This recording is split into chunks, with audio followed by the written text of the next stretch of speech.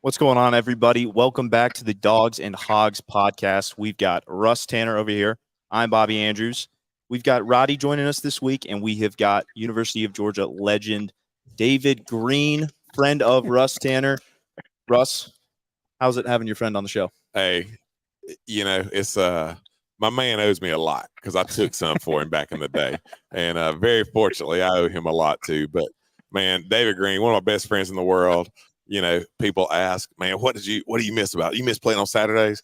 Like I don't miss all the practice. I do miss Saturdays, but man, I miss my buddies, miss seeing my boys. And when you're in the trenches with a guy like I was with D Greene, who you respect and love like a brother, man, it literally makes me smile. So what you guys see right now is not fake.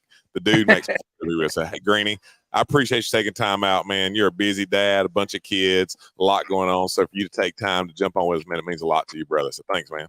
Hey, Tanner, anytime, buddy. Hey, I love the show Dogs and Hogs. So, and you introduced me as a legend and call yourself a hog. I mean, come on, Tanner. I love it. But hey, it's good. A lot worse. Yeah, what's that? I've gotten called a lot worse. Well, trust me, so have I. Mm-hmm. Well, it's good to be on, buddy. I tell you, hey, anytime we get a chance to catch up, anytime we get a chance to talk Georgia football too, it's look, this is right down my alley, buddy. You don't have to ask me twice. Yeah, and some would call you an expert. Obviously, in your days at UGA, you passed for over 11,000 yards, over 70 touchdowns. I mean, I was 2-3 years old during that era. Thanks, Bobby.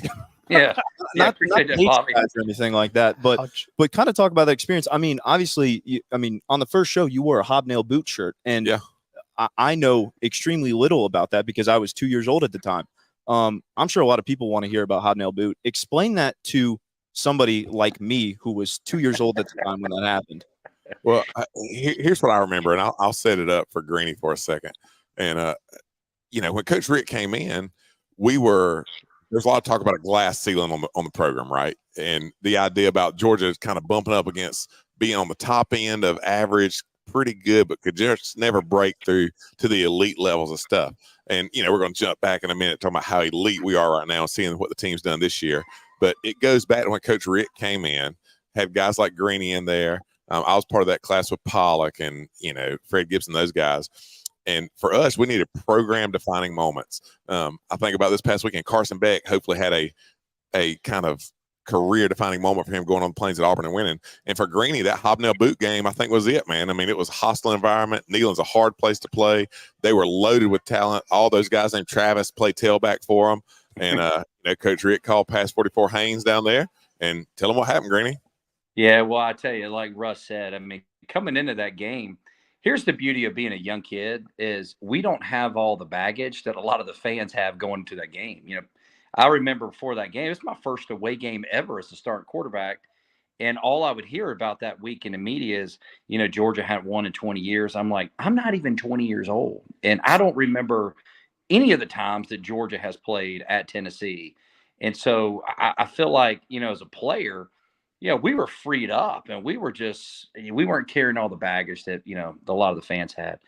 And so with Coach Rick coming, like Tanner said, he had really talked about knocking a lid off the program. Georgia was always, 8-4. We'd win the games we were supposed to win and lose the games we were supposed to lose. And, Tennessee and Florida at this time had really kind of dominated the East and were really, really good.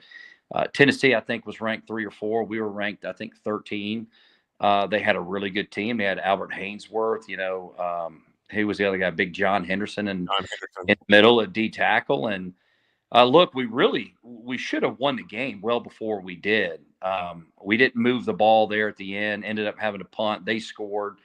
But I think a lot of it was just the mental toughness that we had really kind of developed, throughout that camp, doing mat drills. And as tough as, football was with Coach Ritt when we first got there, it was tough. It was hard-nosed. But we truly, I think we proved that we believe that we belong. You wouldn't have come back in that game if we didn't. After they score, we didn't allow ourselves to get our mind out of the game and feel sorry for ourselves. They did the squib kick, gave us the ball on the 40-yard line. First play, Coach Rick calls us freedom top. Top means tailback option. And so we kind of fake like we're going. I just learned something new about a play we call. Had no idea that's what top. Russ just heard freedom, and then he tuned out from there. Freedom was a protection. So we call freedom top. Top is tailback option. We go 4 verticals. They're playing prevent. I look like I'm going deep and then check the ball down to Damian. And as y'all know, I mean, it's zone coverage. There was nobody better in space than Damian Gary. Pollock used to say all the time, you can't two-hand touch that boy in an elevator. And the original joystick. And that's pretty, it was accurate. So he catches the ball, get the ball in the 50. I think we call 560 switch to Randy McMichael, and he always made these crazy catches. And at that time, we're moving the ball. We call Russ, if you remember Smoke, the little rollout to the right. We had a little smash route called. Wasn't there, burn it. The number one thing, Bobby, you can't do in a 2-minute situation is take a sack. Take a sack. Okay. And Coach Rick would say, hey, if it's not there, burn it. You got 4 downs to move the chains. And so we had an incompletion there. We hit Randy McMichael, where he makes another great catch. And then we call his play called Pass 44 Tennessee. Hit Randy again. I think he had 3 catches on his drive. We get a ball on 10-yard line, burn the timeout, come to the sideline. Coach Rick says, hey, look here, Green, we're going to call Pass 44 Haynes. We had saw in film, they love to run quarters coverage. They were very predictable down in the red zone, at least at that time, early in the season.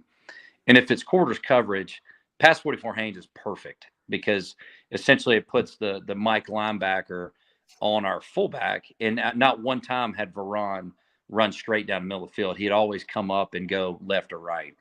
Mm-hmm. And we ran some routes on the outside to try to occupy the safeties. And Coach Rick said, look, Green, if it's quarters, he'll be wide open. And if it's one safety, throw it out of the end zone, we'll run another play. And so sure enough, I mean, if anybody that plays any golf can understand this, I get up to a lot of scrimmage, I see quarters, and I'm like, oh my gosh, this is like that 5-foot putt that you got to make to win a tournament. And it's wide open. I knew he'd be wide open before I snapped it. And so sure enough, we hit it. And of course, Larry Munson, it really is kind of neat now, looking back all these years later that we, got to play while Larry was still calling games. And absolutely. And just, a Hobnail Boot. I'd never heard of it. I don't think anybody else that ever knew what a Hobnail Boot was, but it just kind of goes to show, just the excitement with college football and just how fun that game was. So we're gonna parlay this conversation because I think it fits well into this Georgia team this year to where we're at. So I get asked about Carson Beck. I'm sure you do as well, Granny. And people say, what's going on with Beck? Where are we at with him? And I think it's been interesting for the first half of the year. Like Carson Beck, if you hear Kirby talk about him, it's like Carson makes a lot of good decisions. And what that typically means is he's pretty safe with the football. So if there's a tight window, he's not trying to squeeze it in. He's throwing it to an open guy, taking less yards, just keeping the ball moving. Right. And he hasn't done anything to beat you, but up until recently, he hadn't really done anything to win the game. And he hasn't had to. That's not a knock on him.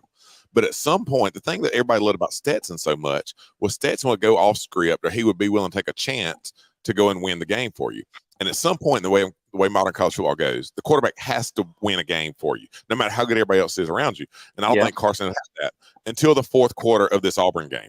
So, Green, talk about that for a second. So, Carson Beck, where he's at, hasn't played a ton. He knows the system, knows what to do. He's been checked down Charlie a little bit, been very safe with the football.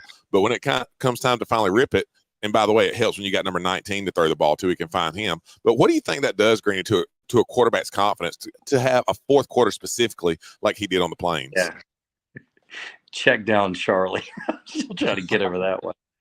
Look, I'll say this about Beck. I hadn't seen Beck any more than the other Georgia fans. I got 4 kids, and I don't watch film, or I don't even watch spring game hardly. But what I've seen with Beck, number one, he's got a big arm. He believes in his arm. I can tell by watching him play and watching him play at Auburn.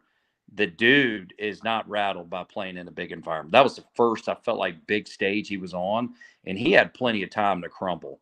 And time after time again in that fourth quarter, when it was third down, first of all, Mike Bobo did a great job of getting Bowers in space where he could make plays.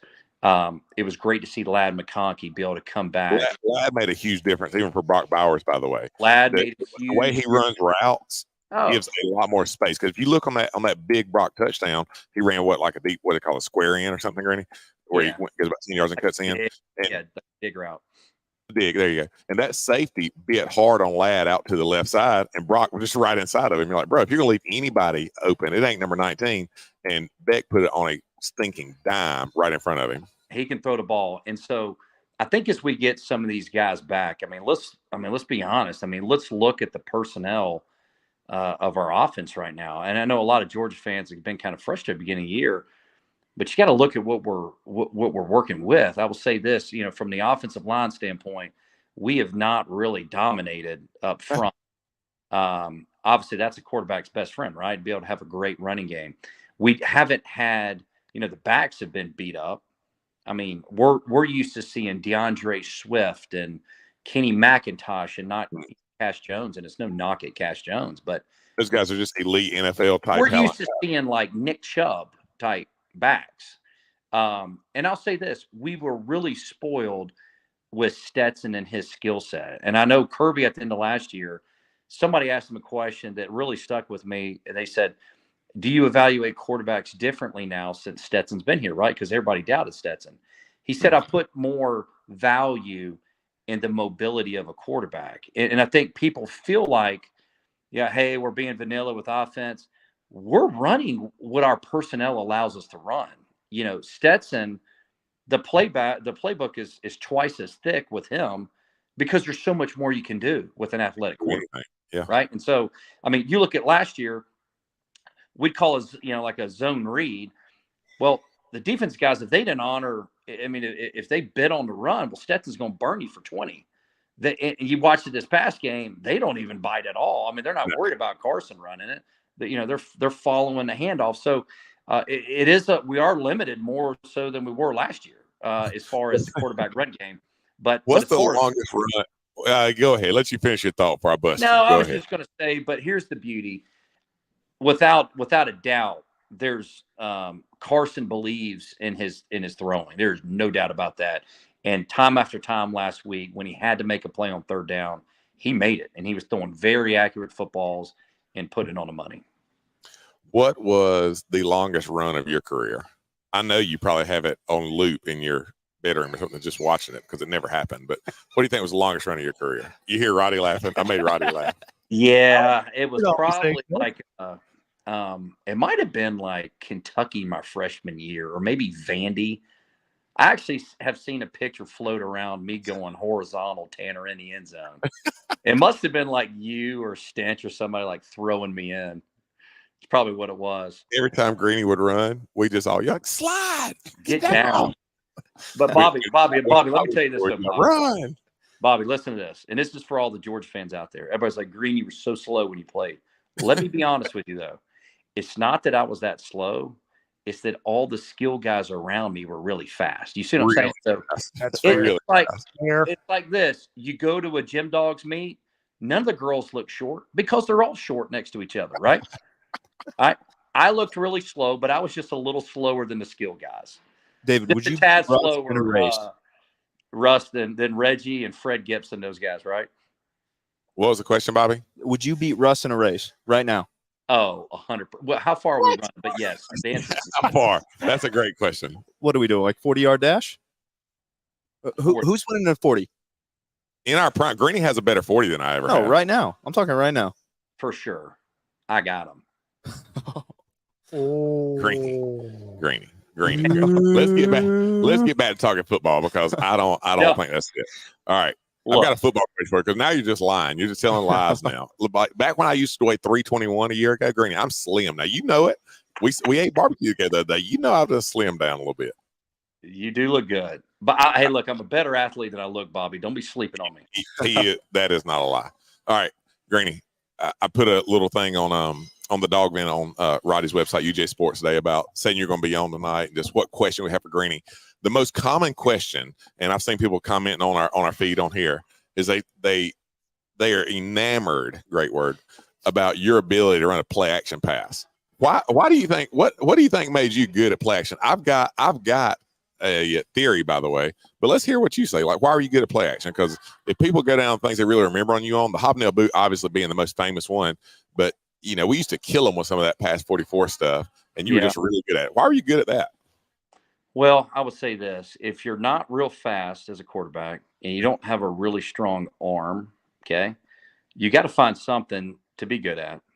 And the other reason is Coach Rick was the quarterback coach when he first came to Georgia. He was a head coach, but he also called the plays. and he also graded my film. And the first game I ever played in, Tanner, I don't even know if you know this. We're playing Arkansas State. Complete my first 15 passes, man. I couldn't wait to watch that film. I felt great. And we go into film study, and Tanner, I had to run 18 gassers on What? 18. And here's why. It's because I would take 3 hard steps after I would hand the ball off, and he wanted me to take 5. So I had a killer play action pass because I had to. And so I don't know, like you watch Stafford when he played, he would hand the ball off and just stand there like Brett Favre. And I'm going, whoa, whoa, whoa. Can't do that. Is he the golden boy, or do they not like take this into consideration anymore?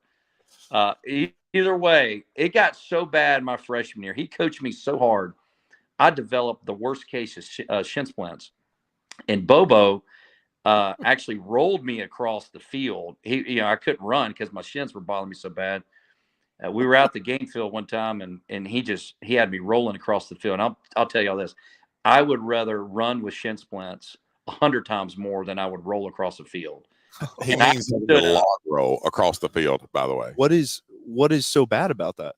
Like, get on the ground and log roll to that wall and back. When you get back, me and Greene will still be talking. Tell us how you feel. It's miserable. Well, your equilibrium is totally trashed. I mean, you don't know what side's up or down. I tried to get those hedges just turned upside down. I went falling into them, and that was the last time he made me roll. All right, I'll tell you a quick Greene story, and then Bobby, get us a question queuing up for Greene about about the current season with the offense. So you be thinking on this while I tell this quick Greene story. One of my favorite Greene stories, and don't worry, I will edit for family. My son's sitting beside me on the couch, and me and Greene, we don't talk like that no more. But we played Clemson. What year were we in Clemson, Greene? Was that 03 or 04? Do you remember that we played in Clemson? Do you remember, Roddy? It was 03. 03. All right. So that was my first year starting, by the way. I was the oldest offensive lineman we had on the team. I was a redshirt sophomore. Greene got sacked 47 times that year, by the way. No lie. It was so bad that I would apologize to Miss Kay, his mama, after the game. I couldn't look at her in the eye. That's how many times he got hit. It wasn't all our fault, but at least 30 probably were. So anyways, we're playing Clemson, and we were good. We still won a lot of games that year. And, Greene, y'all see him. Look at him. He's smiling. He doesn't get real worked up. Like, if he's got a blood pressure cuff on, it's not changed. His pulse rate's not up or down. Like, this is the way he always is. And Greene was a leader, but he was never like a rah-rah in-your-face leader, and he was never going to do anything wild or crazy. He was just always the same, which was great. We played in Clemson. It's 118 degrees in Death Valley that day. I was there. It's an early season game. The hottest game I've ever been a part of. They ran out of water. And ice, I believe. I think they ran out of ice in the – water is ice. It's got to be turned. Solidified water. Got to be changed. All right, Roddy. Don't let a small detail mess up a good story. I get the Tanner twist whatever I want. So just listen. But this is not a Tanner twist. So we're in the huddle, and we probably ran a play action or something, and Greene threw like a 15-yard out, Greene. I mean, it was a long throw, like from the right hash all the way across the field, a deep out, 15, 20 yards. And, I mean, it was just a money throw. I mean, in NFL caliber, absolutely elite. Only 5 or 6 guys in college football at the time could make the throw, and Greene made it. And he comes back to the huddle, and they signal it in, and Greene starts calling the plays like, oh. And we're all like, what is it, David? And he's like, boys, I just threw out of that ball. Why is he? Hey. What? Did Greene just say that? And then he called the next play, and we kept moving. Hey, I'm gonna tell y'all. I wish we were. Well, I'm glad we're not mic'd up when we're 18, 19 years old. But I will tell you this: the fans in the stands take the game 30 times more serious than we did as a player. When you're 19 years old, you can't substitute what it's like being a kid, and you think like a kid. You don't. I mean, Russ, I don't think we ever fully felt the weight of the pressure, I guess, what it is to play. When you're a kid, dude, you're just out there playing, man. And yeah. we had so much fun doing it. Like those, TV timeouts, I hated them, by the way, because it crushes the momentum of a football game. But just some of the conversations and the things that we would say, we'd be in a huddle, we'd be like, look at that cute girl up in section 3. Stuff like that. The only cute girls we saw now, for the record, our wives are listening. We were looking for our wives, and that's right, our girlfriends at the time. But, stuff like that was going on, and all the time. Friendly banter back and forth with the opposing team. I mean, it was fun. I mean, it was a game, and we loved competing. It was a great time doing it. Well, David, that brings up the question from Realistic UGA Fan 11. He says, what's the difference in the program from y'all's view when you were playing and now? Do you think the kids out there are still looking in the stands? I mean, you got social media now that you didn't have before. You've got a 750 film analyst kind of breaking your play down. You got PFF grades every week that, I mean. And the kids are on social media seeing all of this. You know, Carson Beck's on. The Twitter monsters are getting to him. I'm sure that stuff is definitely having an effect. And y'all aren't even talking about the stuff like NIL, right? Money makes things more complicated. So when you start getting paid, there's expectation there, and you got to do well for that. I mean, somebody on the thread, Roddy's looking up a question on our thread from earlier on the dog vent, and somebody on there mentioned too, like, what would have been different for y'all if they had cameras and cell phones when y'all were in college? Would you have acted differently? Like, of course you would, because there's not freedom there. So I actually really hate it for the kids that play college football now, because they don't get to enjoy it like we did. It's just, it's not as fun. It can't be as fun for those guys. Now, winning like Georgia's won the last 2 years is fun, and don't get me wrong, they would not trade with us, but I hate it for them, because we got to experience football as a pure joy with your brothers, and now it's just, I don't know, it's a lot more professional. You couldn't have hit it on the head more, Russ. I think this day and time, and it's not even just football, I think it's a lot of things. Everything's about money to people, and money that drives all decisions. Well, I would say this, quality of life, the relationships you build along the way are worth so much. And I think about the guys that we played with. Like when we came to Georgia, man, we played for the University of Georgia, and we played for our brothers. And look, did we want to have the chance to make it to the next level? Of course. And of course, there's a lot of guys that, play for different reasons, but the quality of the relationships is really what drove so much of it. I think it's the reason, the times we won championships and SEC championships, it was because of that brotherhood. And I do feel like now, I'm not downplaying to say that guys don't get along now, but so much of the decisions on where guys are going to school and things of that nature, it all comes down to, like potential financial implications of, can I make a lot of money here? How can I better my family? And I just, those were decisions I wasn't thinking about at 17 and 18.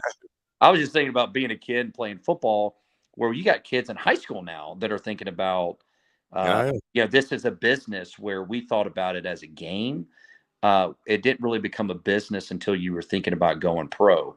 And so kids are just, in this sport, they're having to grow up sooner, and the pressure of it turn into more like a professional is happening at a much younger pace. And I hate it. I mean, Russ, you and I both coach. I see it all the way at the middle school level. I see kids carrying way too much of a burden with the game than they should at that age. I mean, we talked about the kind of things we were saying in the huddle back there and against Clemson. I see kids more rattled in 9th and 10th grade now playing a high school game, because they're just, they're just a little too hung up in it. Yep. That's good. Yeah, for sure. Got any more questions for us, Roddy, up there? I like this one from Zinger. Basically says, with Stetson's incredible story of Makai Muse shining, does David have any good walk-on stories? Well, I'm going to say this. I'm trying to think of some guys just specifically. I will tell you, I had the utmost respect for the guys that come and walk on, because I know there's plenty of days, and Russ can say this as well. We would sit on that bench after practice and contemplate life and why we do what we do. I wanted to quit, and I was on scholarship several times. It's a tough game to play and the whole deal. And you get guys that are coming out there literally just to practice because they love the university. They want to help us win and help us get better. And they put in just as much time and effort as we do. They're not on scholarship. They're juggling a lot more things, and they don't get the limelight. And so I would say, from a respect standpoint, I respected those guys so much. One of my good buddies, Ryan Sewell, who I work with now, he was a walk-on at Georgia and phenomenal. One of the strongest work ethics I can think of with anyone. And he was that way back then. I mean, just great guy, always came ready to work. And even though, he may or may not play on Saturday, didn't miss a beat, never skipped practice, and just had a lot of respect for anybody that walked on there.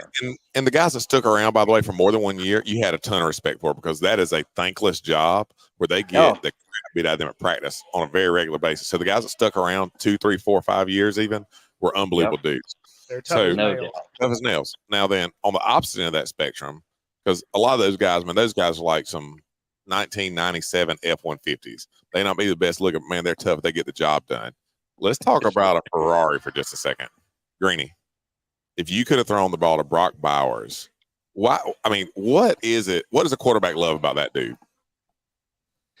Well, I don't know what there is not to like. I mean, number one, you watch him block. I mean, it's an unbelievable blocker to start with. You see it time and time again on TV. You know, I think it was that screen he caught his freshman year. I didn't know anything about him.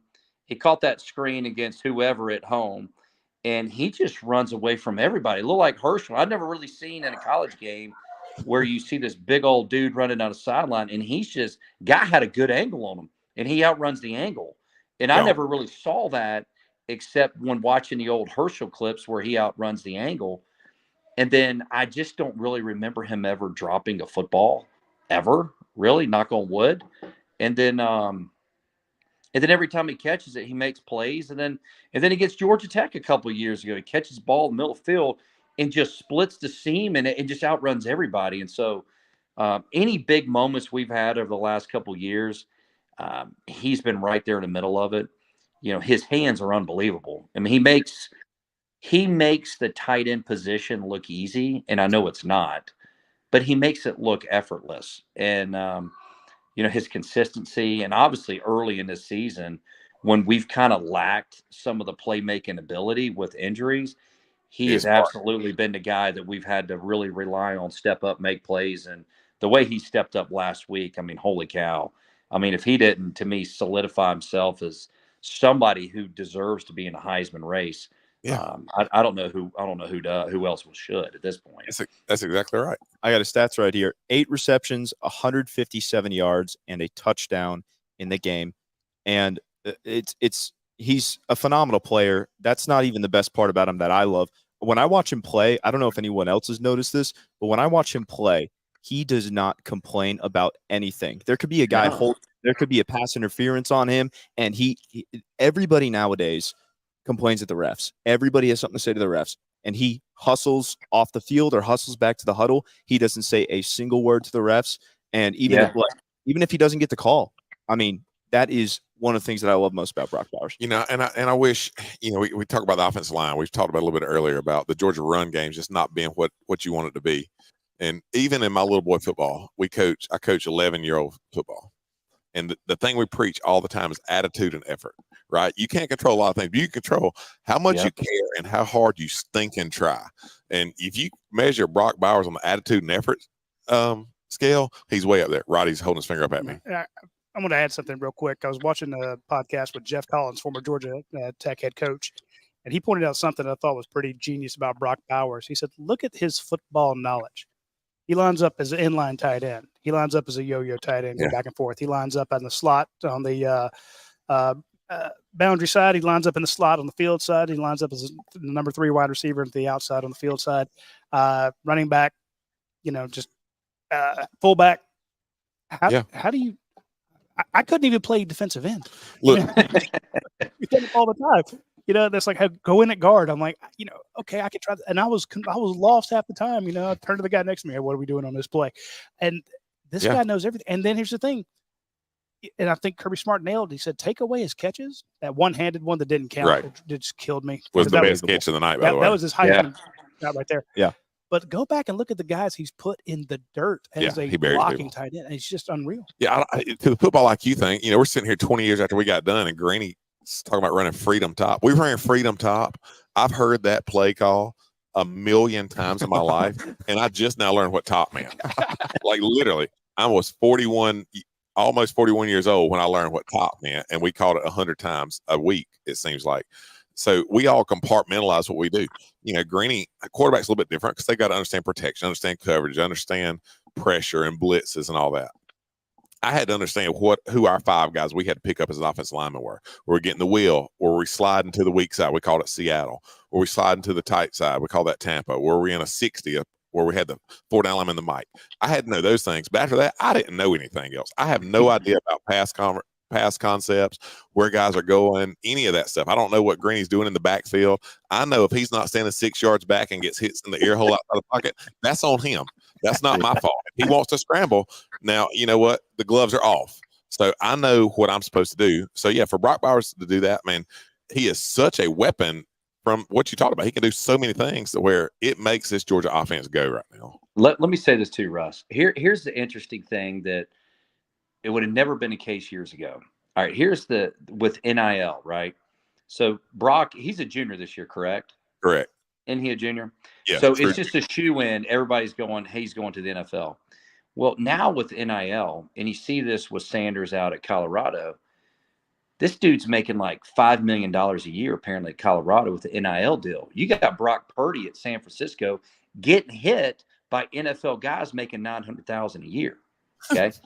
So what we need Russ's mortgage company, some others like it, to pony up big NIL deals. And I know we got a bunch of people listening to your show that are country boys that have beautiful farmland with big bucks that he can shoot, because, you know, Brock Bowers is a big hunter. So I think we could entice him to stay another year if we can get him on some trophy bucks, okay, put some money in his pocket. He just foregoes his, you know, going to the draft, stay another year. He'd take a pay cut to go to the NFL. I'm for it. And if any of those big NIL deals want to come sponsor the show, I'll get it to Brock. I'll get some of it to Brock. Oh, for sure. Yeah. We'll take that. Need it. Speaking of NIL, did you see that? I think Georgia is starting to allow NIL for high school players. Oh, it's ridiculous. Unbelievable. Oh, I mean, unless my son gets a big paycheck, then it's great. But overall, right. I think I mean, I don't know. I think it's stupid. I really do. I mean, it's got to stop somewhere. We live in an insane world, and that's just another level of the insanity that's happening. But, you know, whatever. I think that's dumb. Really, really dumb. We had a question the other night on our recruiting show: is $25,000 to $30,000 a month? Is it happening? You know, are these kids being promised that? And I'm like, yes, they are.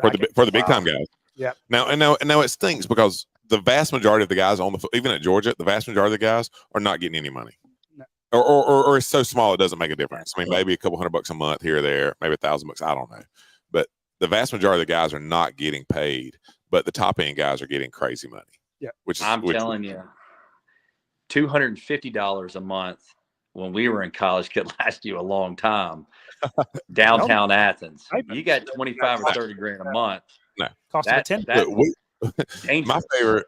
I used to volunteer to get recruits because when you had recruits, you get a little envelope with cash. It was legal cash, by the way, but you get, I don't know, like $200 for the weekend to be able to take them out to eat, you know, entertain them. Well, we just go back to the apartment and play Halo all the time. So I just pocketed like 185 of that $200 every weekend. We buy some pizzas, and that's what we did. We were broke. And after the game, Tanner, remember we get his envelope, and it was never like $12. It'd be like $11.63. And I'd be like, why do I have quarters and dimes in this deal? You know what I mean? We'd get an envelope with coins in it. We'd have to split tacos. We'll take just one appetizer, please. Yeah, but Greeny would have got paid. Joke is on us, Tanner, clearly. Yes, it would have been Greeny, and then, you know, Pollock. They were buddies from when they were youth Pee Wee stuff, and then we were roommates, and then they were roommates. We were neighbors. Those boys would have made so much money with the NIL stuff. I would have lived a really good college life just off of their money, because that'd have been great. Did you catch Coach Rick's comments this week? Coach Rick was great. Did you see it, Greeny? No, I did not. All right, so Kirby had a press conference, and so Coach Rick, by the way, he's announced that he's having ricksdogbowl.com. He's doing a charity bowling tournament in about 2 weeks. I think it's October 18th. You're probably bowling, by the way. I think you are. I'm in it. Yeah, I'm in. And by the way, I'll show everybody my shirt. I wore this for Coach Rick tonight. We got it. Finish the drill. So that was a nice nod to Coach Rick the first year won the national championship. But so he's raising money for Parkinson's and Crohn's. Coach Rick has Parkinson's. His granddaughter has Crohn's. So he's raising money for it. Really awesome thing. ricksdogbowl.com. Go there and donate. They're raising a ton of money. Anyways, and Roddy, help me out if I miss it here, but Kirby calls him in, Greeny, at the beginning of the press conference, and Coach Rick's giving out these big, like Ric Flair style Hulk Hogan championship belts to the winners.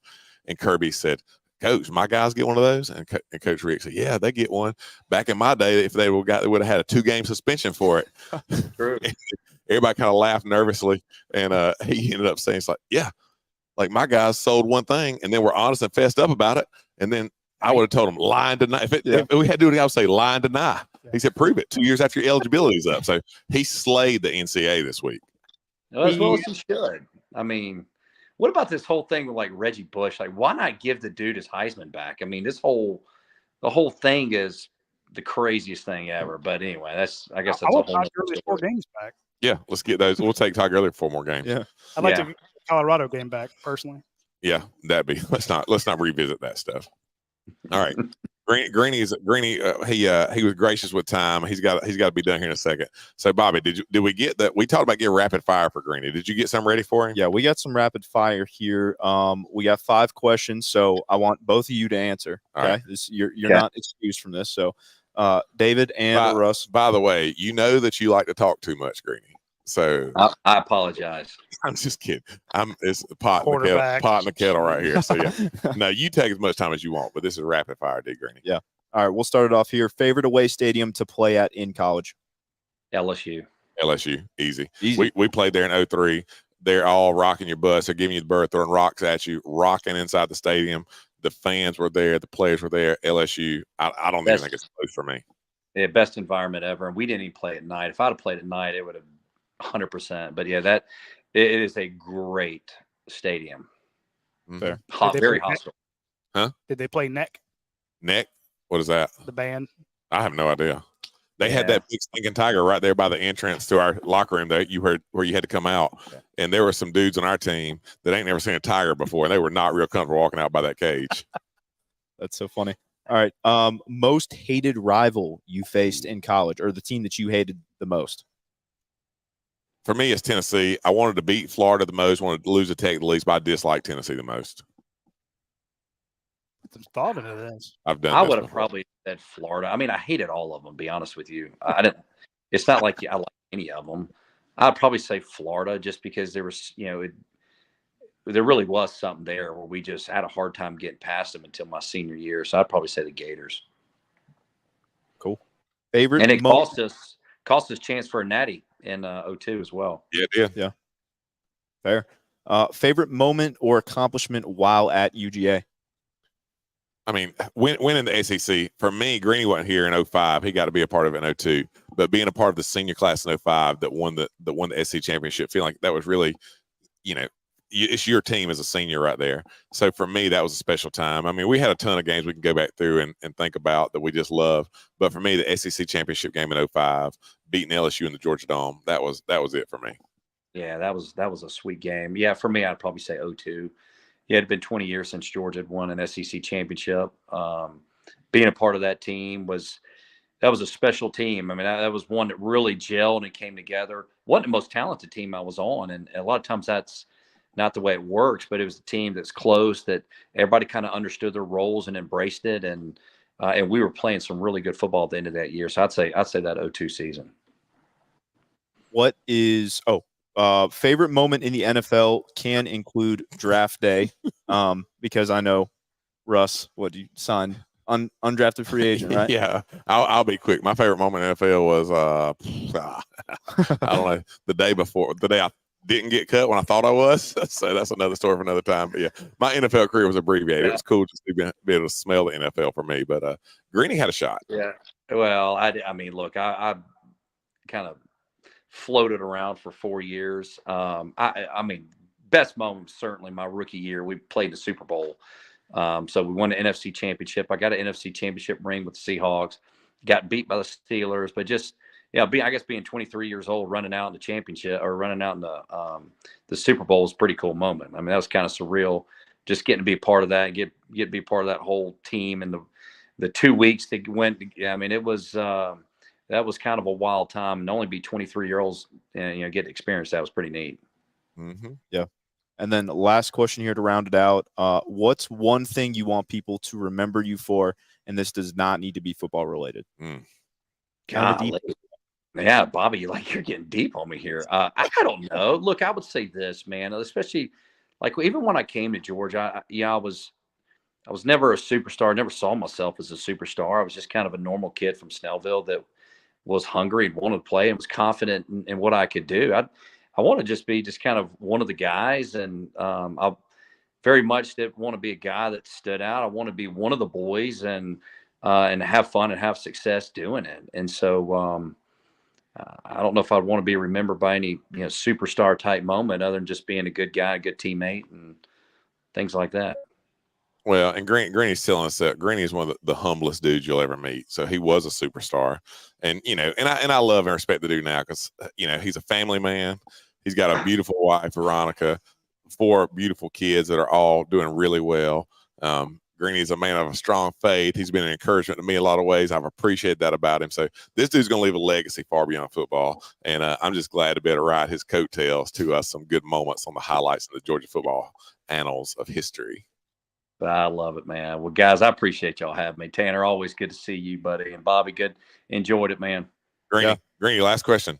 What did I get? You ate barbecue with me at Das Barbecue a few weeks ago. What did I get the maddest at you about during the barbecue review? I was trying to put the barbecue sauce on the ribs a little too early, wasn't I? No, the cream corn on the brisket. Oh, let me tell you something.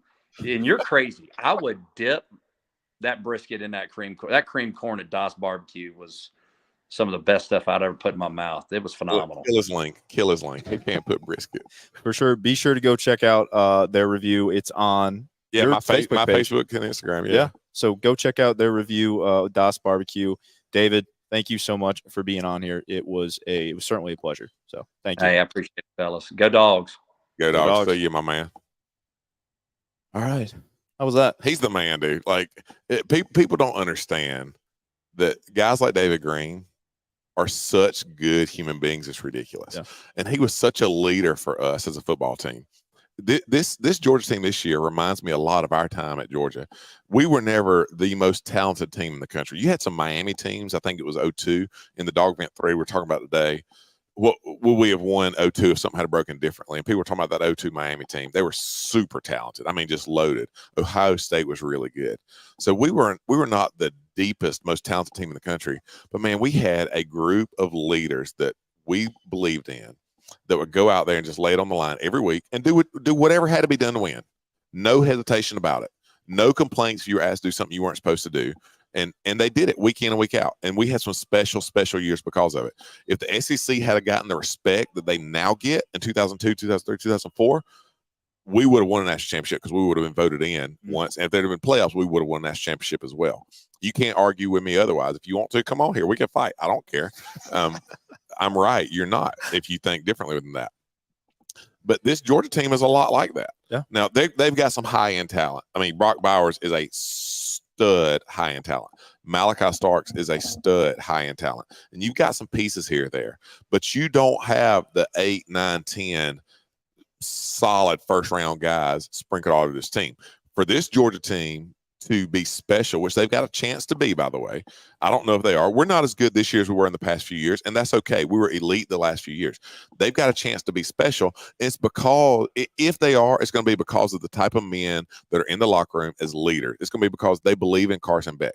It's going to be because Brock Bowers buries people when he's blocking and everybody else follows along the same lines. It's going to be because Malachi Starks makes a pick when it's got to be played and gets those other guys jacked behind him when he puts those the Savage pads on. It's going to be a team effort for this year. It's not going to be a year of the standout Bulldog going to New York and winning a Heisman. It's going to be a team just like we had back in the day. So, that's okay, by the way. Yeah. And you mentioned, the respect the SEC has nowadays. I mean, Kirby Smart, he had in his press conference, I think maybe the other day, he said that he thinks everybody in the SEC should be ranked. Yeah. Because of like every single away game, like going to Auburn. I mean, we'll talk about that here in a second. 27-20, we squeaked out a win at Jordan Hare. Every single away game or any SEC game that you go up against, it's brutal. Not Vandy. Come on, Kirby. That's fair. We're following you too. You said Vandy. Vandy should not be ranked. So we're talking about everybody should be ranked. No, they shouldn't. All right. Everybody else, maybe you can make an argument for them. Roddy gave me the side over there. You don't agree with that? I've been to some games up there where It's a construction zone. It's like the Twilight Zone. Saying, I've seen losses to Vandy. Yeah, I covering have too. Georgia. But I'm just saying, as far as everybody should be ranked, Vandy should not be ranked. No. So sorry, Commodores, if you're listening down the road, don't put it on the bulletin board that a washed up, fat, old offensive lineman said you're no good, because you're not. You know, I mean, it is what it is. But yeah, I mean, the grind is hard in the SEC, and the energy in the stadiums is hard. People don't understand how hard it is to go to Auburn. I saw a bunch of stats this week about all these streaks Georgia had. Y'all help me out. Longest current active winning streak in the nation. Mm-hmm.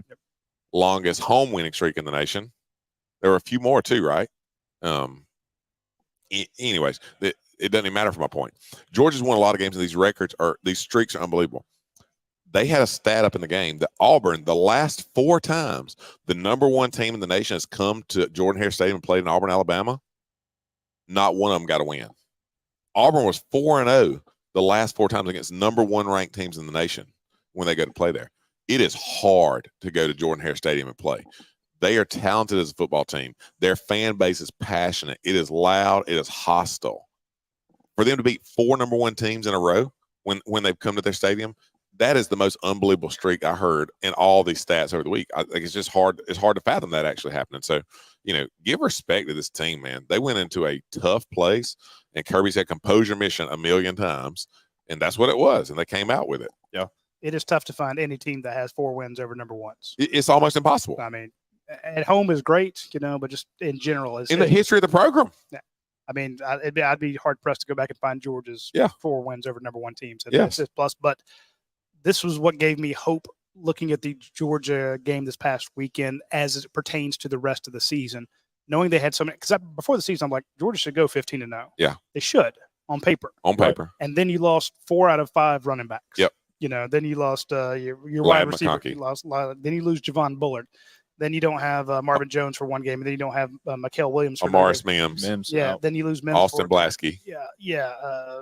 Lawson Lucky. You want to run 12 personnel, and you're just going to work Delp and Bowers to death. You know, it's like even when you had Darnell Washington and Brock Bowers, you brought in Delp to give those guys a breather, depending on what you want to do. And those guys have to go every play.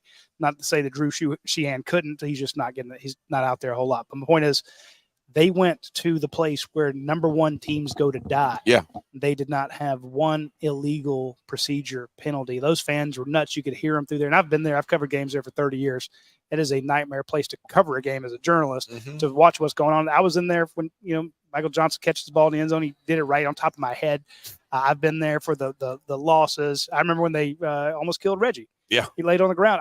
He wasn't breathing. Yeah. You know, everybody was tearing up because we thought he had died. You know, it's just there has been some stuff goes on in that stadium. I've been there for the prayer. I've been there for some crazy stuff. But you went in there and you didn't have 1 delay of game. Yeah. You didn't have 1 illegal procedure. You didn't have with all the stunts and stuff. You didn't jump off sides.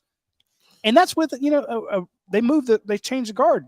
Yeah. You know, you had Dylan Fairchild out there, then you bring in Micah Morris. Micah should have been jumping all over the place. Tough, he should have been scared to death, you know. And they did some stuff on defense that was great. And I'm like, wait a minute. You see Ladd McConkey come back and how that frees up Brock Bowers and everybody else to do some stuff. He gets 3 catches. He gets 4 catches, 3 will go for first downs. All of a sudden, you see Kendall Milton back out there. Javon Bullard plays all his snaps. You know, like, dang, we pretty good. Lawson Lucky and Pierce Sperling dressed out. Apparently, they couldn't go, but they were close. And I'm like, you're not making stupid mistakes to beat yourself, except for the 2 turnovers. You gave him 14 points, but you're not doing the other stuff. And I'm like, okay, you have the potential. I don't know what will happen, but you have the potential. Well, and it feels like this Georgia team is getting close. It feels like it. Now, we looked ahead and said Auburn's the measuring stick. Auburn's the big game. First time on schedule we're going to see it. By the way, South Carolina gave us a run. Auburn gave us a run. Are we being tested by fire, or are we being exposed a little bit? I think Kentucky's going to be the answer to that. Because Kentucky, by the way, is a good football team. Yep. They are really good, by the way, in some areas where Georgia has struggled this year. They line up. There's not a lot of secret sauce to what they do. They're not giving you all this read option stuff that Auburn did. By the way, thank you, Hugh Freeze, for taking Robbie Ashford out of the game and not continue to run him, because that dude was a problem. But you're not going to see the O'Leary kid scramble and beat you on design quarterback runs. He may scramble and make a play here or there. But you're going to line up against big physical offensive linemen, and you're going to see Ray Davis coming downhill at you. He's a one-cut runner. Kirby compared him to DeAndre Swift this week. Yeah. The one-cut runner. You go here, make a break and go. And he's really hard to handle when that happens. Yep. And then on the defensive line, I don't know the kid's name. That number is 0 for them. But he is a monster of a kid. I mean, like 6'5", 6'6", 350 pounds. Think about him in the Jordan Davis type body and looks just as athletic. And that should probably do more things with him. I heard Kirby talking about they dropped that guy in coverage last week one time. So I think he had an interception. Maybe. I would not be surprised. So it's crazy now what is about the test that's about to come in here. Here's what's crazy. It's crazy to think that Kentucky is coming to bring the test. Right. When I played 01 to 05, the 2 times you thought you had a breather on your schedule were Vandy and Kentucky. That's what you thought. And you really think Kentucky coming here to Georgia, playing in a hostile environment, Georgia's at home, you really think Kentucky will give us a run for our money like a lot of people are talking about? Can they or will they? Those are different questions. Good point. Will they? I don't know. Okay. You know, Georgia still has a superior roster. Yep. You're not going to trade the Georgia roster for the Kentucky roster this year. But if you look at the talent gap between Georgia and Kentucky 20 years ago, 10 years ago, and now, it's a lot closer. They've got some dudes now. Yep. And Mark Stoops is a tough football coach. In the world we live in now, this spread offenses, RPOs, trying to get guys in space and doing all this pretty stuff to fool the defense. Sometimes people just line up and freaking smack people in the mouth. And I love it, by the way. And that's what Kentucky's done as an offense this year. That's their identity as a football team. And by the way, when a team comes in with that's their mentality, they're swinging, dog. And you better be ready to take a punch, and you better be ready to punch back, or else it's going to be a long day for you. So, yeah, this is the old adage, the old coach speak, you better pack a lunch pail game. You're going to be there all day. That's what it feels like coming into Kentucky this week. Maybe they're rattled in front of the hostile crowd. I don't know. But it feels like Kentucky has a shot right now to catapult to the top of the SEC East and to have to enter rarefied air for a program. They've never had a chance to be in the SEC championship game. If they win Georgia, by the way, they're on track. They're probably going to be there. Yeah, absolutely. Now Georgia's really good, but the gap is a lot closer than we would like for it to be. Yeah, 100%. And you talked about, not trading the rosters, Georgia for Kentucky.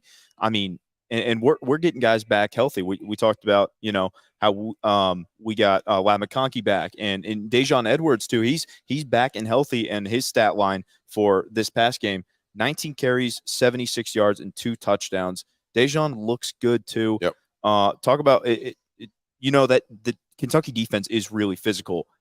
Where will we be able to capitalize against their defense? Will be the run game, will be the pass game. Well, I think it's more opportunity in the pass game. Okay. I feel like Carson Beck, it's crazy when you look at his stats, by the way. I've said crazy like 5 times. It's interesting. How about that? I'll change it up. It's interesting when you look at his stats about how good the stats say he is versus how it feels watching the game sometimes. And I don't know why that is. Maybe it's because you see 1 or 2 passes downfield where we as a fan, if you'd have just hit that guy, we'd have broken it open. And I do think there's some validity to that. But he's completing 7% of his passes. He's throwing for 300 yards a game. He's not throwing many picks. I mean, he's doing a lot of things you want the quarterback to do. And I point back, man, to that 4th quarter game the other day, and I'll give my daddy credit.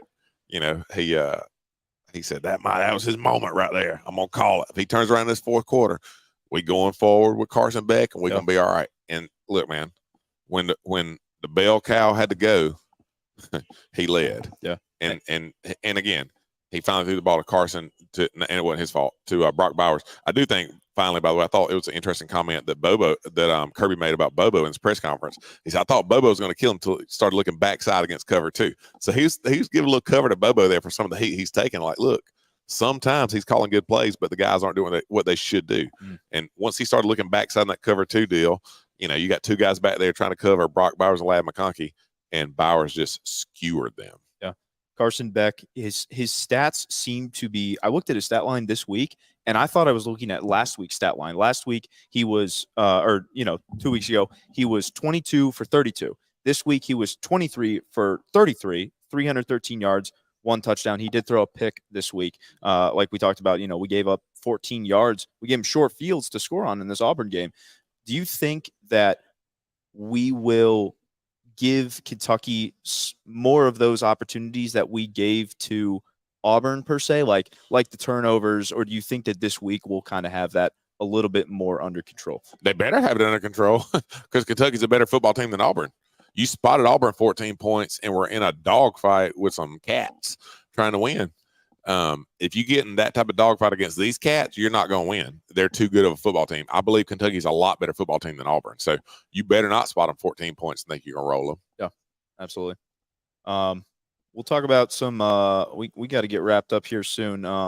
But this past week, obviously Kentucky beat Florida. Yeah. And we're looking forward to that game this weekend. Not only they beat them, they drug them. Listen, I don't want to say that I was right, but I sat here on the show last week and I said Kentucky likely is going to be in the top 25. They drug them. And I want to pat myself on the back because I feel good about calling that.